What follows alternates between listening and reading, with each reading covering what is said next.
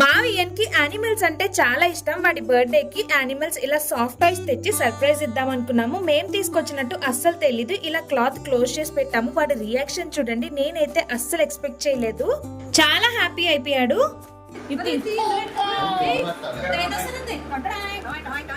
నేనేమో భయపడతాడేమో అనుకున్నా కానీ అస్సలు భయపడలేదు. ఫుల్ రివర్స్ అయింది. ఫుల్ హ్యాపీ అయిపోయాడు.